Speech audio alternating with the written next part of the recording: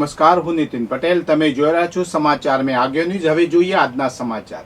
Vijapur post ઓફિસથી Anandpura ચોકડી સુધી ટ્રાફિકની સમસ્યા વધુ રહેતી હોવાથી રોડ ઉપર આવેલા ગેરકાયદેસર લારી ગલ્લા અને શેડ સહિતના અડચણરૂપ વિજાપુરથી હિંમતનગર તરફ જતો જે માર્ગ છે ત્યાં ભારે વાહનો ઉપર પ્રતિબંધ કરવામાં આવ્યો છે, જેને કારણે વિજાપુર શહેરમાં થઈને ભારે વાહનો અત્યારે પ્રસાર થઈ રહ્યા છે. બસોનું પણ ડાયવર્ઝન વિજાપુર શહેરમાંથી આપવામાં આવેલ છે. આને કારણે આનંદપુરા ચોકડીથી નગરપાલિકા કચેરી સુધી ટ્રાફિકનું ભારણ ખૂબ જ વધી ગયું છે. કોઈ દુર્ઘટના બને તેવો ભય સતત આપણને રહ્યા. આથી જ જે વર્ષોથી આ પ્રમાણે રસ્તા પરની જગ્યાઓમાં પેશકદમી કરી અને વાણિજ્ય પ્રવૃત્તિ કરી રહ્યા છે, એમના દબાણો અમે દૂર કર્યા છે. ભવિષ્યમાં પણ નગરપાલિકા કાર્યવાહી ચાલુ રાખશે. 5 દબાણો પાલિકા ચીફ ઓફિસર અને તેમની ટીમ દ્વારા હટાવવાની કામગીરી શરૂ કરવામાં આવી છે. 320 થી વધુ દબાણકારોને નોટિસ આપી હતી, જેમાં 75% દબાણ હટાવવામાં આવ્યા હતા. પાટણ જિલ્લામાં 4 નવી સરકારી માધ્યમિક શાળાઓ શરૂ કરવામાં આવશે. રાજ્ય સરકારે વર્ષ 2025-26ના અંદાજપત્રમાં એડીએન 19 હેઠળ રાજ્યભરમાં નવી સરકારી શાળાઓ શરૂ કરવાની મંજૂરી આપી છે. આ અંતર્ગત બિન આદિજાતિ વિસ્તારમાં 70 સરકારી માધ્યમિક શાળાઓ, આદિજાતિ વિસ્તારમાં 15 સરકારી માધ્યમિક શાળાઓ અને 5 સરકારી ઉચ્ચતર માધ્યમિક શાળાઓ શરૂ કરવામાં આવશે. આ શાળાઓ માટે શિક્ષણ સહાયક, વહીવટી સહાયક અને સાથી સહાયકની નવી જગ્યાઓ ઊભી કરવા માટે કુલ રૂપિયા 13.45 કરોડની જોગવાઈ કરવામાં આવી છે. શાળાઓની કચેરીના નિયામકશ્રીએ આ અંગે દરખાસ્ત રજૂ કરી હતી, જેને સરકારે મંજૂરી આપી છે. પાટણ જિલ્લામાં બિન આદિજાતિ વિસ્તારમાં 4 નવી સરકારી માધ્યમિક શાળાઓ શરૂ કરવાની મંજૂરી આપવામાં આવી છે. આ શાળાઓ સાંતલપુર તાલુકાના બોરુડા ગામ, રાધનપુર તાલુકાના કમાલપુર ગામ, સરસ્વતી તાલુકાના ઓઢવા ગામ અને સમી તાલુકાના નાયકા ગામમાં શરૂ કરવામાં આવશે. બહુચરાજી હારીજ હાઈવે પર સાપાવાડા ગામ પાસે રૂપેણ નદી પર 7 વર્ષ પહેલા રૂપિયા 7 કરોડના ખર્ચે બનાવેલ પુલની સ્થિતિ જર્જરિત બની ગઈ છે. પુલના છેડે આખો એપ્રોચ સ્લેબ બેસી ગયો છે અને છેડાના ભાગે ભંગાણ પડ્યું છે. આ કારણે પુલ પરથી પસાર થતા વાહનો પટકાય છે અને સ્લેબ વાઇબ્રેશન અનુભવાય છે. પુલની દિવાલમાં પણ તિરાડો પડી ગઈ છે. તાજેતરમાં બહુચરાજી મોઢેરા રોડ પર દેલવાડાનો પુલ જર્જરિત બનતા તે ભારે વાહનો માટે બંધ કરવામાં આવ્યો છે. રૂપેણ નદીના પુલ ઉપર રાત દિવસ રેતી ભરેલા ઓવરલોડ ટ્રકો સહિતના ભારે વાહનોનો ટ્રાફિક વધી ગયો છે. આજુબાજુ આવેલી કંપનીઓ અને વેરહાઉસના ભારે વાહનોની સતત અવરજવરના કારણે પુલને વધુ નુકસાન થઈ રહ્યું છે. 7 વર્ષ પહેલા બનેલા આ પુલની હાલત વધુ બગડતી જાય છે, પરંતુ હજુ સુધી કોઈ મરામતનું કામ શરૂ કરવામાં આવ્યું નથી.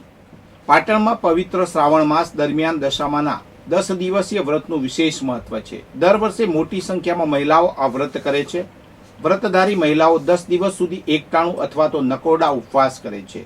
તેઓ સિદ્ધનાથ મહાદેવના મંદિર પરિસરમાં આવેલા દશામાતાના મંદિરે પૂજા અર્ચના કરી માતાજીની ભક્તિ કરે છે. આજે વ્રતના છેલ્લા દિવસે પણ મોટી સંખ્યામાં મહિલાઓ વારાફરતી પૂજન અર્ચન કરવા આવી હતી. વ્રતના છેલ્લા દિવસે વહેલી સવારથી જ મહિલાઓ પૂજન અર્ચન માટે મંદિરે પહોંચી રહી છે. દશામાતા મંદિરના પૂજારી શૈલેષભાઈ અતુભાઈ રાવલે જણાવ્યું કે આજે રાત્રે 10:30 વાગે 64 ઉપચારની મહાપૂજા યોજાશે. ત્યારબાદ રાત્રે 12 વાગે 108 દીવાની ભવ્ય મહાઆરતી થશે.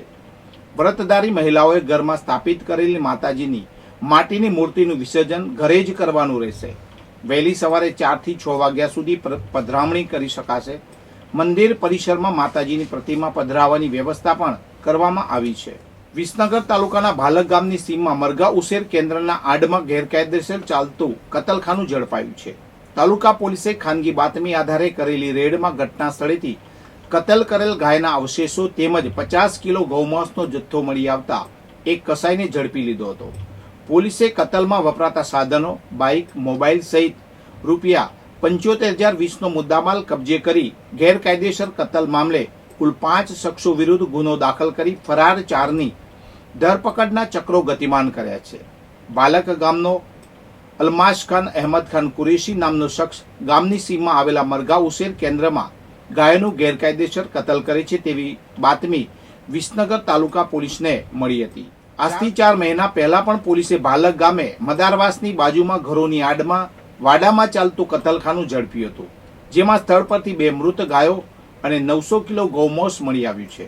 પોલીસ તપાસમાં ઇમ્તિયાઝ પઠાણ નામનો બાલક ગામનો શખ્સ બહારથી ગાયો લાવીને તેની કતલ કરી ગૌમાંસનો વેપાર કરતો હોવાનું ખુલ્યું હતું. જેમાં પોલીસે કુલ 9 શખ્સો સામે ગુનો દાખલ કર્યો હતો.